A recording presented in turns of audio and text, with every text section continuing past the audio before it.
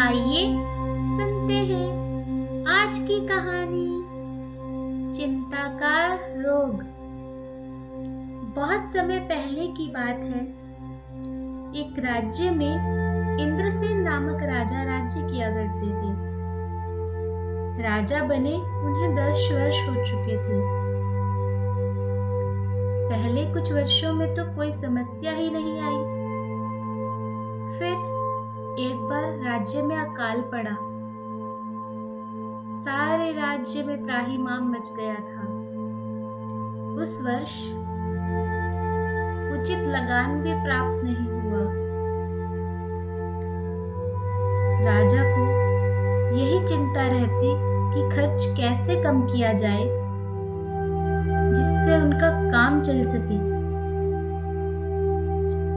उसके बाद भी राजा को यह आशंका थी कि कहीं इस वर्ष भी अकाल न पड़ जाए।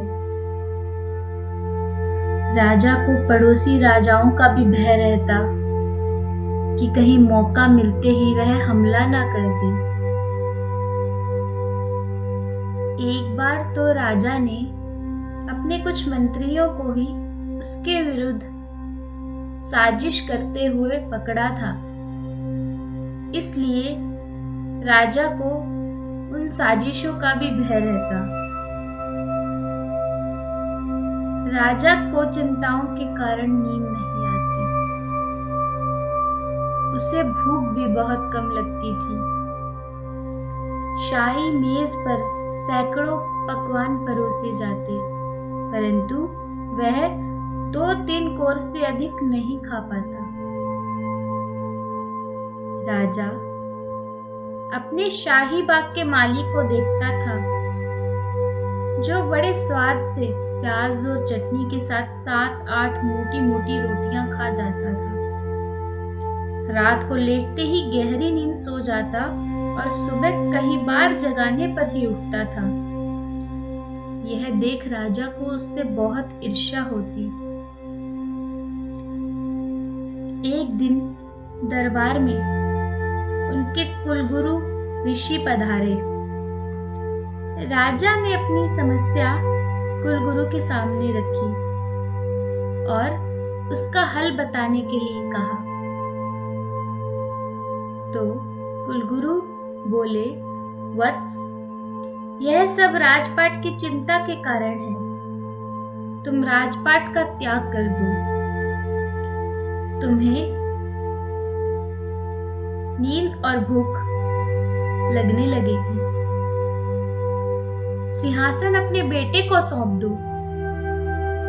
राजा ने कहा, नहीं गुरुदेव, अभी तो वह 5 वर्ष का अबोध बालक है।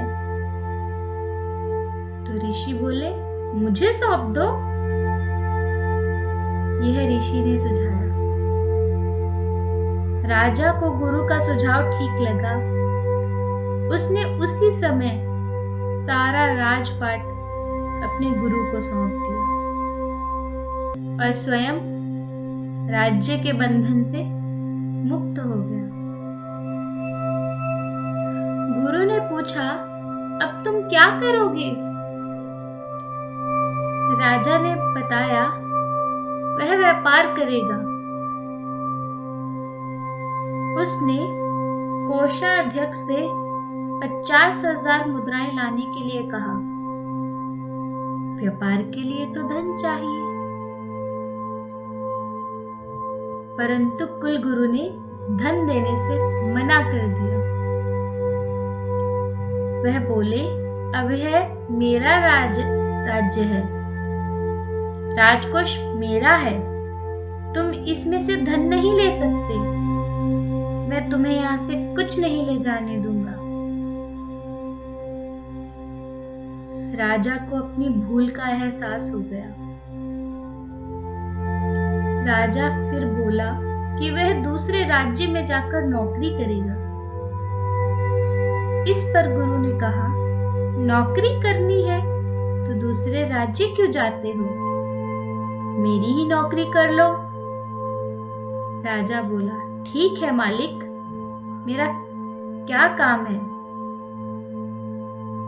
गुरु ने बताया, देखो, ठहरा एक साधु, आश्रम में रहता हूं और वहीं रहूंगा, पर मुझे यह राज्यपाठ मिला है। इसे चलाने के लिए मुझे एक नौकर चाहिए।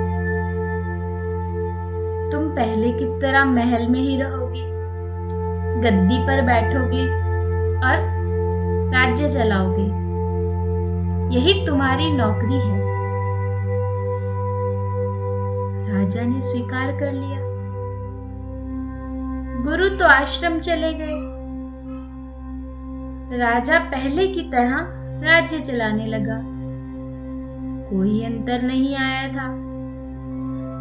अंतर था तो केवल यह है कि वह जिम्मेवारियों से लदा और चिंताओं से घिरा राजा अब केवल एक नौकर के तौर पर कार्य कर रहा था।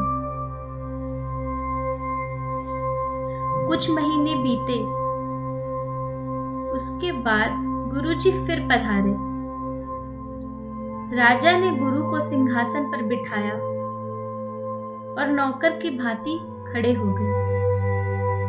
गुरु ने पूछा, कहो, तुम्हारी भूख व नींद का क्या हाल है? राजा बोला, मालिक, भूख भी लगती है, नींद भी आती है, खूब सोता हूं। गुरुजी बोले, देखो, सब कुछ पहले जैसा है। अंतर यही है, पहले तुम इन सभी कार्यों की चिंता करते थे और उसको गठरी में बांधकर उसका बोझ अपने ऊपर लादे हुए थे। अब वह गठरी का बोझ तुम्हारे ऊपर नहीं है। शिक्षा, हमें अपना काम कर्तव्य समझकर करना चाहिए।